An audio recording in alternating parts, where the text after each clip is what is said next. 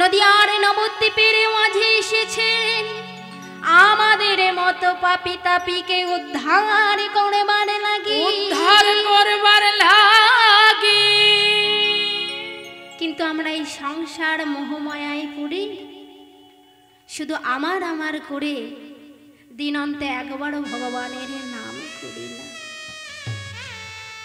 ভগবান বলেছেন, ওরে জীব, 24 ঘন্টার মধ্যে আমাকে বেশি সময় দিতে হবে না, আমাকে শুধু দিনান্তে 1 মিনিট ডাকার মতো ডাকলেই আমি তার ডাকে সাড়া দেব। কিন্তু বাবা আমরা কি করছি? মায়ামোহ জীব, মায়ায় আচ্ছন্ন জীব। ভগবানকে সেবা দিই কেমন করে? সারাদিন পরে একটা ছোট থালিতে 2টো নকুনদানা দিয়ে ভগবানকে সেবা দিচ্ছি। আর আমরা কি করছি? এত বড় থালা নিয়ে রাশি রাশি খাদ্য নিয়ে আমরা ভোজন করছি, আর ভগবানের জন্য বরাদ্দ হয়েছে 2টো নকুনদানা। আমরা ভগবানকে কেমন ভাবে ডাকি? পাথরের বিগ্রহ ভেবে। কিন্তু কোনো ভক্ত যদি ভগবানকে নিজের জন্য ভেবে ডাকে, তাহলে ভগবান তার ডাকে সাড়া দেবেই দেবে। কি বাবা, তাই তো না? নদিয়ার নবদ্বীপের মাঝে এসেছেন আমার গোরা, বললে গোরা রাধা কৃষ্ণ একত্রিত হয়ে এসেছেন এই নদিয়ার মাঝে গোরা। গোবিন্দের গো, রাধারানীর রা, এই 2 তনু মিলিত হয়ে এসেছেন নদিয়ার নবদ্বীপের মাঝে আমার গোরা।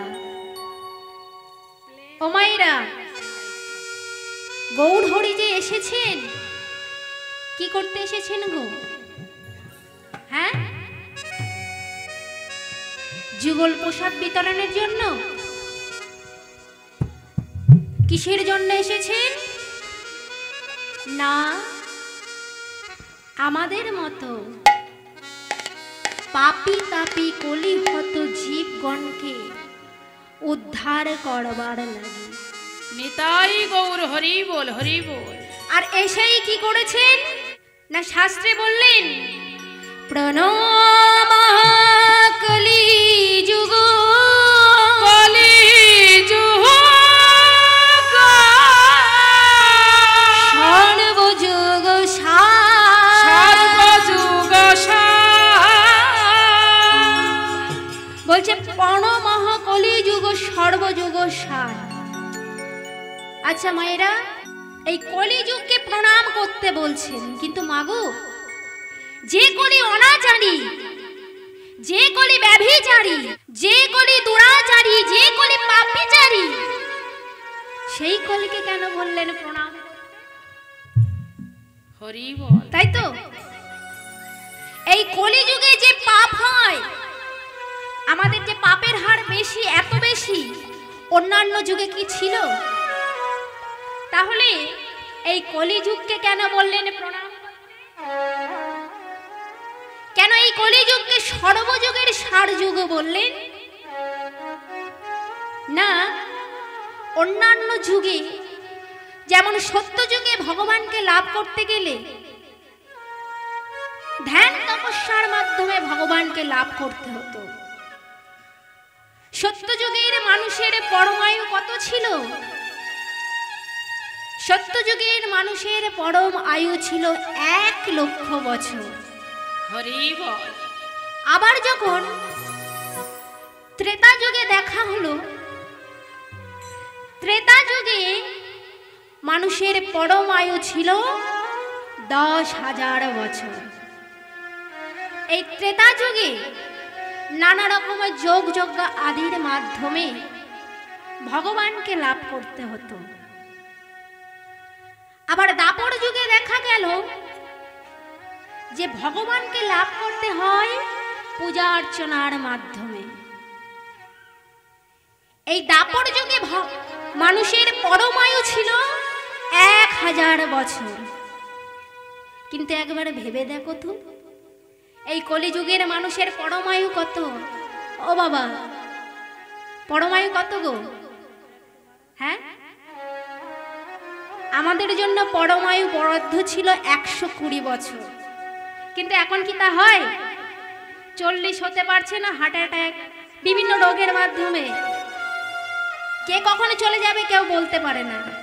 কিন্তু আমার আগেকার যে ঠাকুমা বড়মা, তারা কিন্তু 120 বছর পার করে তবেই ইহলোক থেকে পরলোকে গমন করেছে। কিন্তু এই কলিযুগে, অন্যান্য যুগে যেমন ভগবানকে পাওয়ার জন্য বিভিন্ন পথ ছিল, খুব কঠিন পথ ছিল, ধ্যান তপস্যার মাধ্যমে কেউ 60,000 বছর, কেউ 70,000 বছর তপস্যা করেও ভগবানকে লাভ করতে পারত না। কিন্তু ভগবান কি করলেন? এই কলিযুগে এসে কলিজীবের এই মলিন দশা দেখে ভগবান কি করলেন? না সহজ পথ করলেন। কি না? এই হরিনাম। হরি বল। এই হরিনাম তিনি এনে বিলিয়ে দিলেন কলিযুগের দ্বারে দ্বারে। তাই বাবা, এই কলিযুগকে প্রণাম করতে বললেন কেন? না এই কলিযুগে আমাদের উদ্ধারের পথটা কিন্তু সহজ। বললে একবার হরিনামে যত পাপ হরে, জীবের সাধ্য নাই জীব তত পাপ করে। একবার হরিনামে জীবের যত পাপ হরে, কলিযুগে সাধ্য নাই জীব তত পাপ করে। কিন্তু বাবা, এই যে আমরা এখানে এত মানুষ উপস্থিত হয়েছি, সবাই তো হরিনাম করছি, কিন্তু সকলের কি পাপ দূরীভূত হচ্ছে?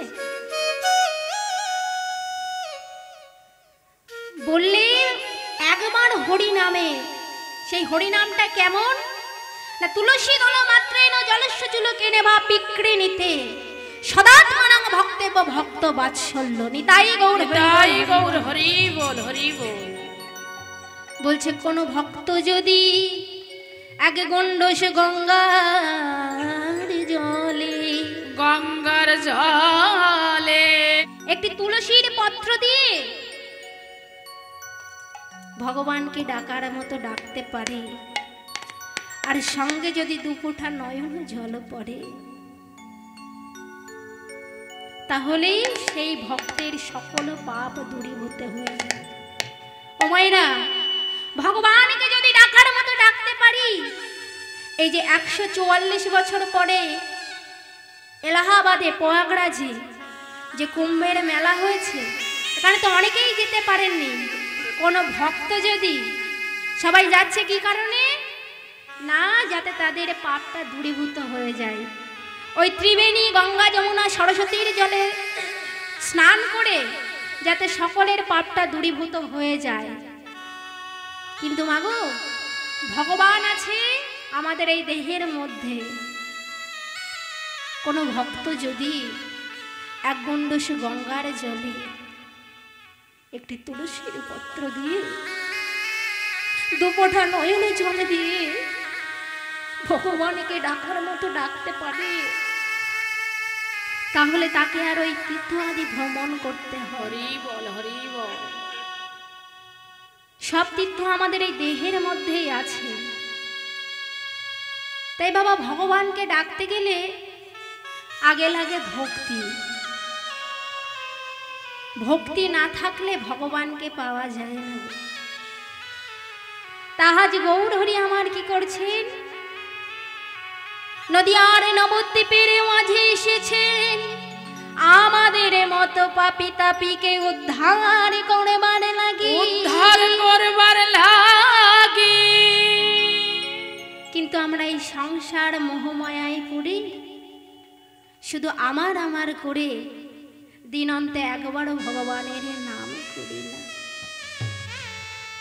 ভগবান বলেছেন, ওরে জীব, 24 ঘন্টার মধ্যে আমাকে বেশি সময় দিতে হবে না। হরি বল। আমাকে শুধু দিনান্তে 1 মিনিট ডাকার মতো ডাকলেই আমি তাদের ডাকে সাড়া দেব। কিন্তু বাবা, আমরা কি করছি? মায়ামোহ জীব, মায়ায় আচ্ছন্ন জীব, ভগবানকে সেবা দিই কেমন করে? সারাদিন পরে একটা ছোট থালিতে দুটো নকুনদানা দিয়ে ভগবানকে সেবা দিচ্ছি। আর আমরা কি করছি? এত বড় থালা নিয়ে রাশি রাশি খাদ্য নিয়ে আমরা ভোজন করেছি, আর ভগবানের জন্য বরাদ্দ হয়েছে দুটো নকুনদানা। হরি বল। আমরা ভগবানকে কেমন ভাবে ডাকি? পাথরের বিগ্রহ ভেবে। কিন্তু কোনো ভক্ত যদি ভগবানকে নিজের জন্য ভেবে ডাকে, তাহলে ভগবান তারটাকে সাড়া দেবেই দেবে। কি বাবা, তাই তো? আমরা কি করি? ভগবানকে পাথরের মূর্তি, ওই যে পাথরের মূর্তি ঘরের, তা আবার স্থান হয় কোথায়? বহু জায়গাতে তো প্রোগ্রামে যাই, গিয়ে গিয়ে দেখি যে এই যে আমাদের ভগবানের স্থান হয় ওই যে আমাদের ঘরে যে সানসেট থাকে, সানসেটের ওপরে কিংবা সিঁড়ির নিচে, খাটের নিচেও আমি দেখেছি। হ্যাঁ, এই তো আমরা কলিহত পাপি তাপি জীব। ভগবানের জন্য কোনো স্থান বরাদ্দ নেই, কিন্তু আমাদের থাকার জন্য একদম 16 ফুট 12 ইঞ্চি, তাই তো?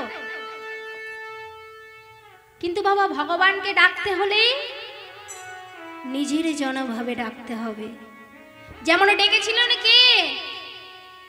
মুকুন্দ দাসের একমাত্র পুত্র রঘুনন্দন। হরি বল। তা বাবা, এই মুকুন্দ দাস, তার বাড়ি ছিল শ্রীখণ্ডে। শ্রীখণ্ড নিবাসী এই মুকুন্দ দাস তার পরিবারে তার একমাত্র পুত্র রঘুনন্দন এবং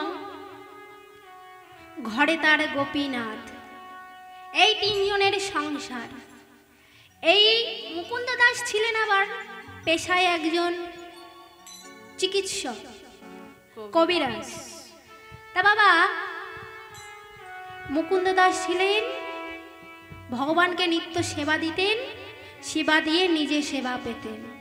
হরি বল, হরি বল। তাই মুকুন্দ দাস একদিন কি করেছে? ভরা দুপুর বেলায় বসে আছে, গোপীনাথের সেবা দেবে, রন্ধন করবে।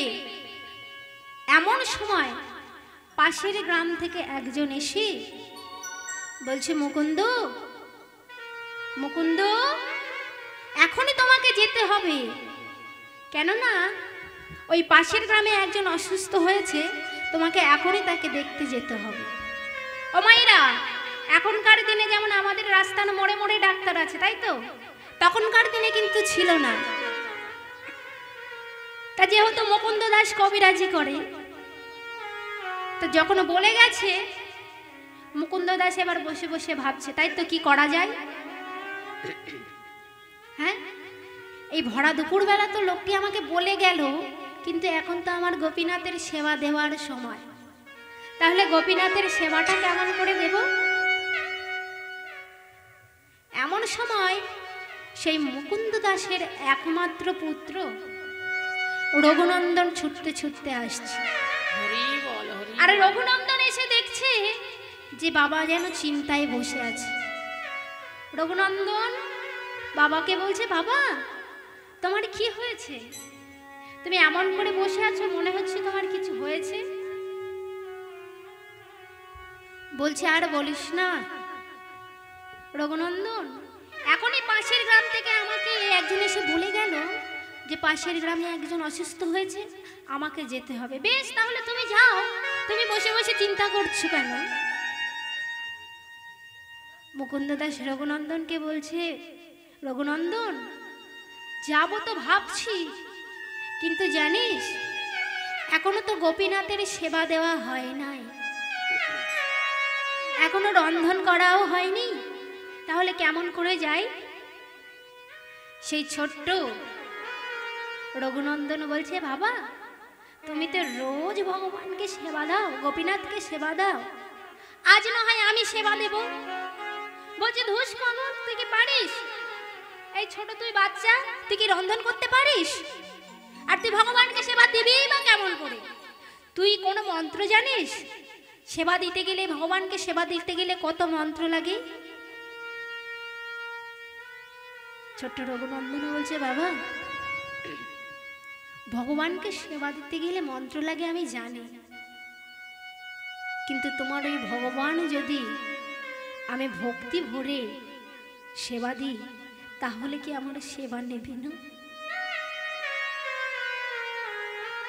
মুকুন্দ দাস মনে মনে ভাবছে, তাই তো রঘুনন্দন আস্তে আস্তে বড় হচ্ছে, আর আমি যদি এখন পাশের গ্রামে না যাই তাহলে ওই পাশের গ্রামের যে অসুস্থ ব্যক্তি সে তো মারা যেতেও পারে। হরি বল হরি বল হরি বল। আচ্ছা বেশ বেশ বেশ, তাহলে তুই এক কাজ করিস, তুই রন্ধনশালায় গিয়ে রন্ধন করে গোপীনাথকে কিন্তু সময় মতো সেবা দিস। এবার বাবা এই কথা বলে মুকুন্দ দাস আমার চলে গেছেন। এদিকে ছোট্ট রঘুনন্দন মনে মনে ভাবছে, তাই তো বাবাকে বললাম যে আমি ভগবানকে সেবা দেব, গোপীনাথকে সেবা দেব, কিন্তু আমি তো রন্ধন করতে পারি না। এই বলে যখন রন্ধনশালায় গিয়েছে, রন্ধনশালায় গিয়ে দেখছে যে বাবা সবজি সব বানিয়ে গেছে, এবার শুধু রন্ধন করতে হবে। ছোট বাচ্চা তো বাবা কি করেছো জানো?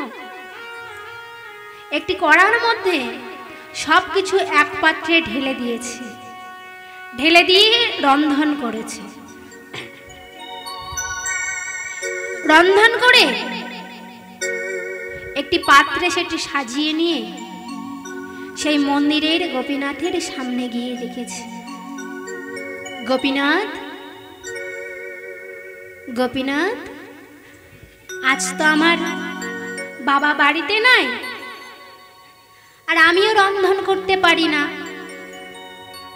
তা গোপীনাথ আজকের দিনটা অন্তত তুমি একটু কষ্ট করে সেবা নিয়ে নাও।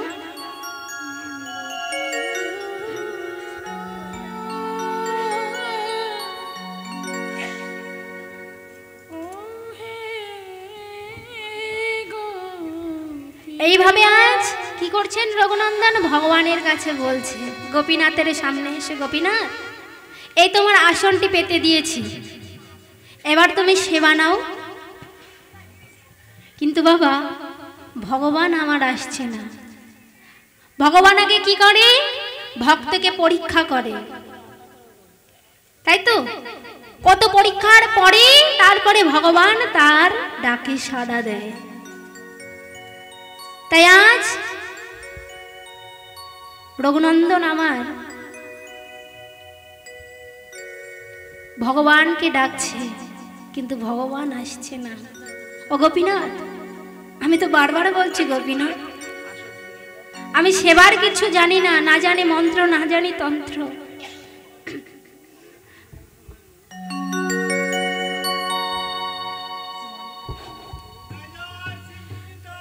নিতাই গৌর সীতানাথ প্রেমানন্দে হরি বল হরি বল হরি বল। শেষ হয় নাই, তাই আজ এমন ভাবে গোপীনাথ ডাকছে, কিন্তু ভগবান আমার সাড়া দিচ্ছে না। গোপীনাথ, আমি তো বারবার বলছি গোপীনাথ, আমি তোমার সেবার কিছু জানি না, তুমি একবার কৃপা করে শোনো, আমি যে আমার বাবাকে কথা দিয়েছি তোমাকে সেবা দেব, একবার এসো না। কিন্তু তখনও গোপীনাথ আমার আসছে না বাবা। এবার ছোট্ট রঘুনন্দন মনে মনে ভাবছে, তাহলে কি আমার কোনো সেবায় ব্যাঘাত ঘটেছে? এমন ভাবে চারিদিকে ঘুরে ঘুরে দেখছে, তাহলে কি কিছু হয়েছে? ও বুঝতে পেরেছি, আমি দেখেছি আমার বাবা যখন তোমাকে সেবা দেয় এই মন্দিরের দরজাটি বন্ধ করে তখন সেবা হরি দেয়। বল হরি বল। তাই বুঝি তুমি আসছো না? না বেশ বেশ, তাহলে আমি এই দরজাটি বন্ধ করে দিচ্ছি। এই বলে ছুটতে ছুটতে ছুটতে ছুটতে গিয়ে সেই মন্দিরের দরজাটি বন্ধ করে দিয়েছি।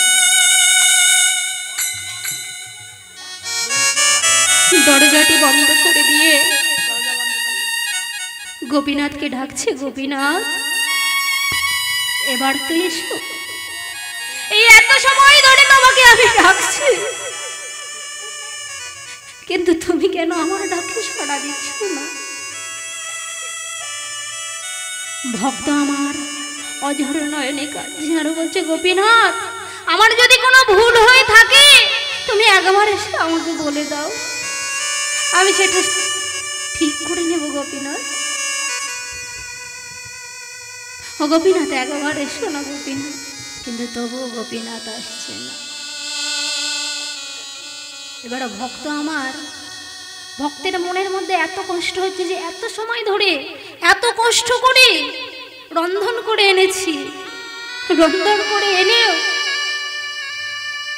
এত সময় ধরে গোপীনাথকে ডাকছি কিন্তু আসছে না। ও গোপীনাথ একবার এসো না গোপীনাথ। গোপীনাথ গোপীনাথ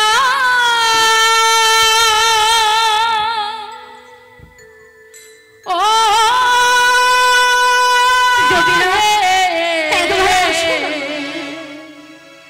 আমি মানছি আমি তোমার সেবার কিছু জানি না, কিন্তু আমার বাবাকে যে আমি কথা দিয়েছি তুমি যদি ভগবান ভক্তেরি প্রাণ,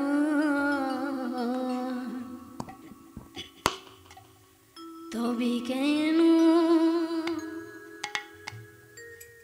দুঃখ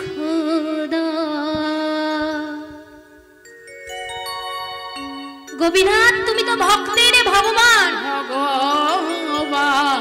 তাহলে কেন এমন করে আমাকে দুঃখ দিচ্ছ? তবে কেন দুঃখ দা? তুমি যদি ভগবান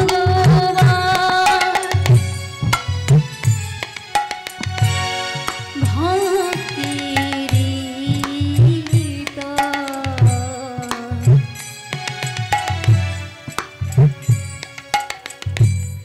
তবে কেন দুঃখ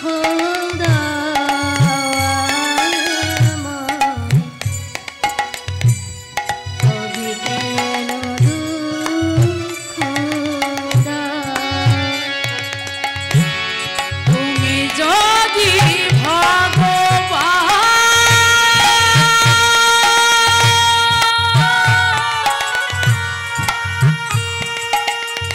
ভক্তেরি প্রাণ, ওহে গোপীনাথ তবে কেন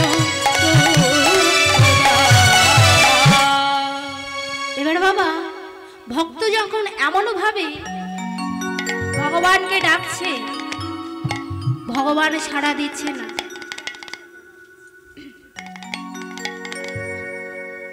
এবার ভক্তের আমার কি হয়েছে? ভক্তের ভগবানের ওপর এবার রাগ হচ্ছে। কেন না এত সময় ধরে যখন ডাকছে তবুও আসছে না। এবার ভক্ত আমার মনে মনে ভাবছে, বুঝেছি আমি যখন আমার বাবা যখন আমাকে সেবা দেয় আমি না খেলে আমার বাবা আমাকে লাঠি দিয়ে মারে, লাঠি দিয়ে ভয় দেখায়, বুঝেছি তাহলে তোমাকেও ওই লাঠির ভয় দেখাতে হবে।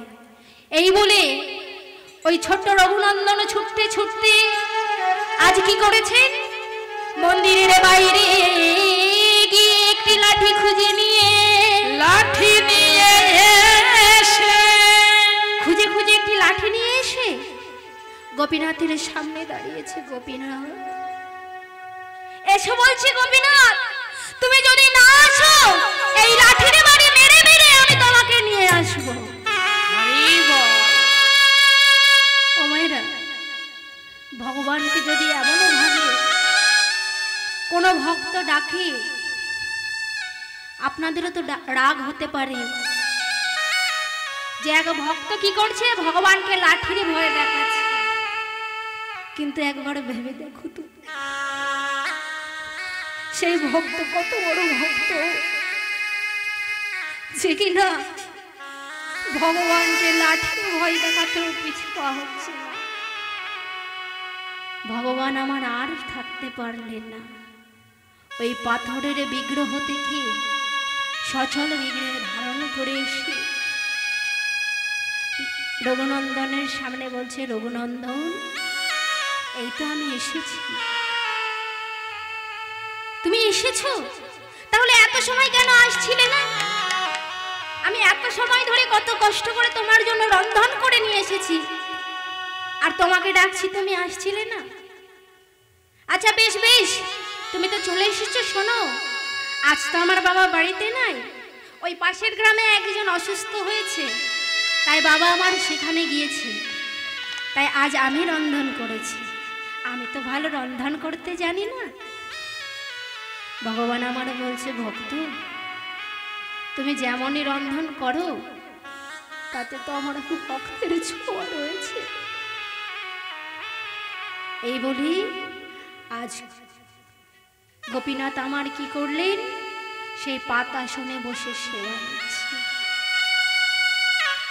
আর যখন সেবা নিচ্ছে, সেবা নিতে নিতে আর ওই পাত্রে কিঞ্চিত মাত্র প্রসাদ পড়ে আছে। এমন সময় সেই ছোট্ট রঘুনন্দন ভাবছে, তাই তো, এখনো আমি সেবা পাই নাই, আমার বাবা সেবা পায় নাই, আর গোপীনাথ আমার সবটা সেবা নিয়ে নিচ্ছে, তাহলে আমরা কি সেবা নেব? এই বলে গোপীনাথের হাতটি চেপে ধরেছে। গোপীনাথ, ও গোপীনাথ, এই তো তোমাকে এত সময় ধরে ডাকছিলাম, তুমি আসছিলে না, আর যখন এসেছো সব নিজে একাই সেবা নিয়ে নিচ্ছ। তুমি জানো না গোপীনাথ, এখনো আমি সেবা পাইনি, আমার বাবা সেবা পায়নি। ভগবান আমার বলছে, ভক্ত, জানো আজ বহু বছর ধরে আমি তোমাদের এই বাড়িতে রয়েছি, কিন্তু তুমি যে আজ রন্ধন করেছো, এই প্রসাদের যে স্বাদ, এমন স্বাদ যে আমি কোনোদিনও পাইনি, তাই তো আমি সেবা নিতে নিতে তোমাদের কথা আবার আর মনে নাই। এই বলে ভগবান আমার কি করলেন, সেবা করে আবার নিজ মুক্তি ধারণ করলেন। এইদিকে সেই পাত্রে যে প্রসাদটুকুর ছিল, সেইটুকু প্রসাদ নিয়ে আজ রঘুনন্দন আমার কি করেছে, নিজে সেবা নিয়ে থালিটি ধুয়ে। এমন সময় পিতা মুকুন্দ দাস ফিরে এসেছে বাড়ি।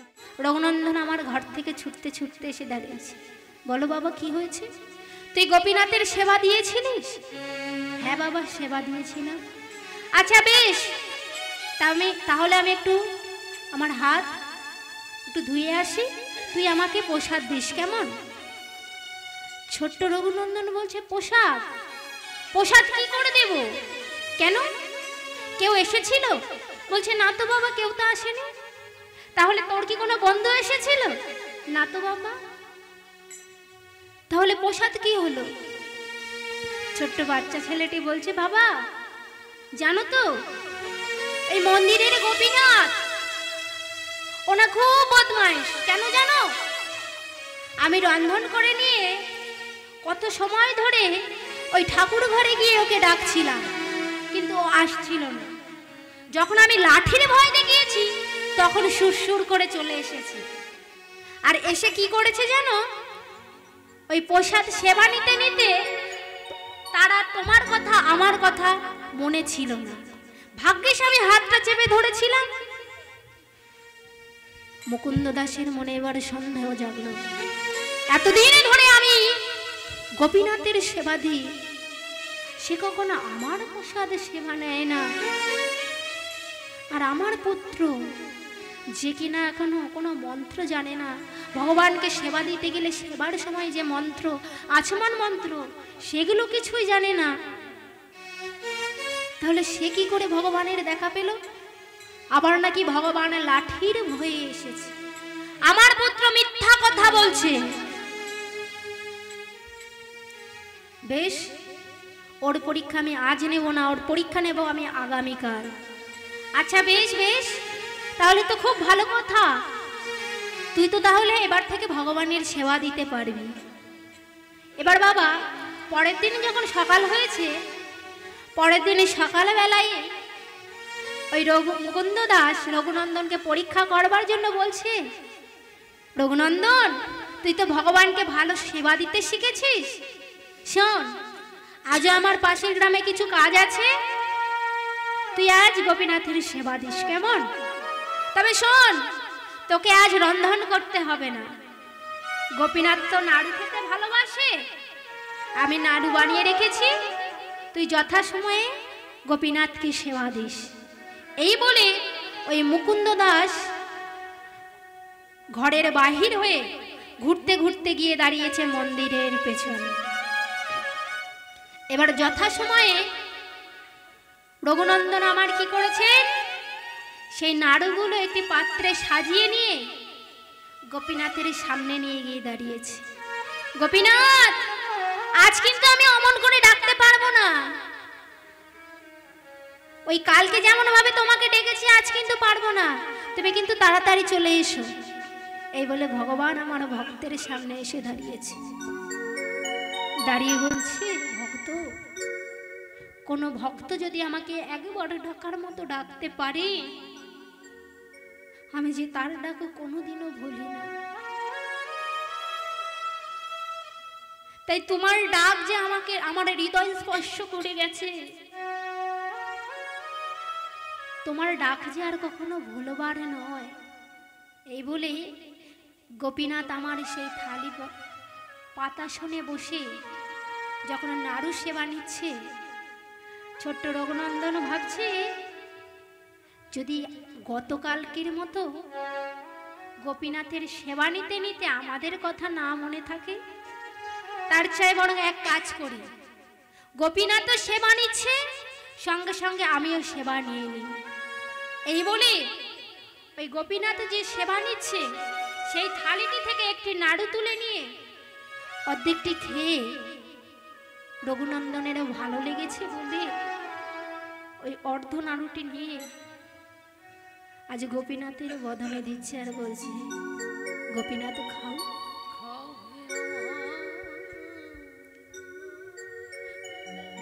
আজ ভগবান আমার ভক্তকে বলছে, ভক্ত তুমি আমার কেমন ভক্ত, যে কিনা তার মুখের এটো প্রসাদ আমার বদনে দিতে দ্বিধাবোধ করছে না। কিন্তু গোপীনাথ রঘুনন্দন তো বুঝতে পারছে না, গোপীনাথ তোমার কি হয়েছে, তুমি এমন করে কাঁদছো কেন? আমি কি কোনো ভুল করেছি? না না না না রঘুনন্দন, তুমি তো কোনো ভুল করোনি। আমি কাঁদছি কেন জানো? এতদিন তোমাদের ঘরে আমি রয়েছি, কিন্তু তোমার মতো করে কেউ কোনোদিন আমাকে এমন ভাবে খাইয়ে দেয়নি। আজ ভক্ত যদি ভক্তের মতো হয়, তাহলে ভগবান ভক্তের একটু প্রসাদ। তাই তো আমি খাচ্ছি। এবার বাবা মন্দিরের পিছনে দাঁড়িয়ে ছিল মুকুন্দ। মুকুন্দ দাস মনে মনে বলছে, তাই তো আমার পুত্র তো ওই মন্দিরের মধ্যে একা নয়, ওই মন্দিরের মধ্যে তো আরো একজন কেউ আছে। এই বলে ছুটতে ছুটতে ছুটতে ছুটতে এসে যখনই ওই মন্দিরের দরজাটি খুলে দিয়েছে, অমনি গোপীনাথ আমার সেই অর্ধনারু অবস্থায় বিগ্রহ মূর্তিতে ধারণ করেছে। আর যখন ছুটতে ছুটতে এসেছে, ঠাকুর ঘরে এসে দেখছে যে তার পুত্র একাই দাঁড়িয়ে রয়েছে। রঘুনন্দন, তুই তো এই মন্দিরের ভিতরে একা ছিলিস না, তোর সাথে আরো কে ছিল বল? কে ছিল তোর সাথে? বাবা আমি তোমাকে গতকালকেও বলেছি যে গোপীনাথ এসেছিল, গোপীনাথ সেবা নিয়ে গেছে। তুই মিথ্যা কথা বলছিস। ওই পাথরের মূর্তি যে সেবা নেবে আজ এতগুলো বছর ধরে আমি তাকে সেবা দিচ্ছি, এত মন্ত্র করি, এত মন্ত্র বলি, সে তা আমাকে দেখা দেয় না। আর তুই একদিন ভগবানকে সেবা দিয়েই তুই তার দেখা পেয়ে গেলি। বাবা, তোমার যদি বিশ্বাস না হয় তুমি একবার চেয়ে দেখো গোপীনাথের হাতে, এখনো গোপীনাথের হাতে সেই অর্ধ নাড়ু রয়েছে। ও মায়েরা, যেটা আমরা চোখে দেখবো সেটাই তো বিশ্বাস করব। তাই আজ যখন মুকুন্দ দাস সেই ভগবানের হাতে অর্ধ নাড়ু দেখেছে, ভক্তের আমার চেতনা জেগে উঠেছে। বাবা, গোপীনাথ তোমাকে কেমন করে দেখা দেবে বলো তো? তুমি তো গোপীনাথকে কখনো নিজের জন বলে ভাবোনি। গোপীনাথকে সেবা দিয়েছে শুধু পাথরের মূর্তি ভেবে, আর আমি তো তা করিনি। আমি তো গোপীনাথকে সেবা দিয়েছি নিজের জন ভেবে। মুকুন্দ দাস আমার হাউ হাউ করে কাছে আর বলছে, রঘুনন্দন, আমি তোর বাবা হয়ে গোপীনাথের দেখা পেলাম না, আর তুই একদিনই গোপীনাথকে সেবা দিয়ে গোপীনাথের দেখা পেলি। ওরে, তোর মতো পুত্রের বাবা হয়ে যে আমার জনম ধন্য হয়ে গেল। ও রঘুনন্দন, একবার আয় না বাবা, একবার এসে আমাকে জড়িয়ে ধর না বাবা। তুই আমাকে জড়িয়ে ধরলে আমার এই তাপিত প্রাণ যে আমি শীতল করব। রঘুনন্দন, একবার আয় না রে, আমি আমার তাপিত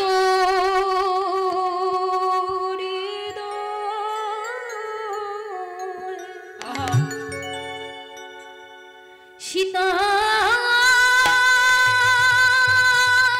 করি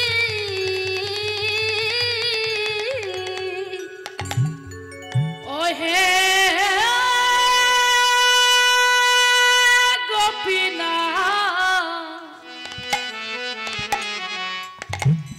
আমার তাপিত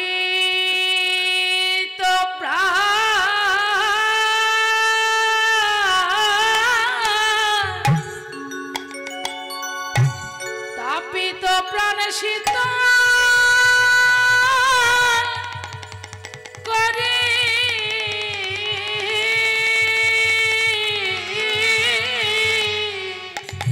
আমার এই তাপিত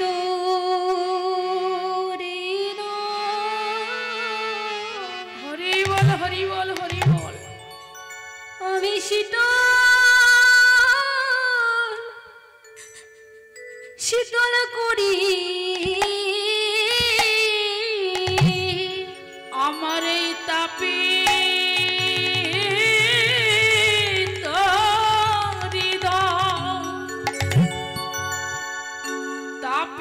হৃদয় শীতল শীতল করি তোর মতো ভক্তে স্পর্শিতে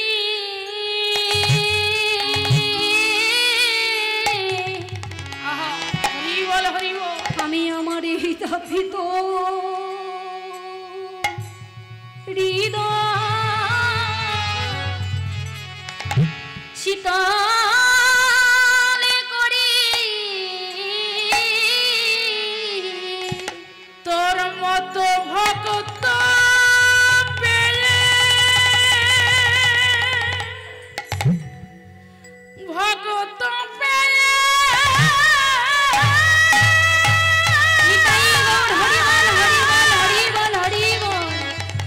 ভক্ত পেরে দয় সে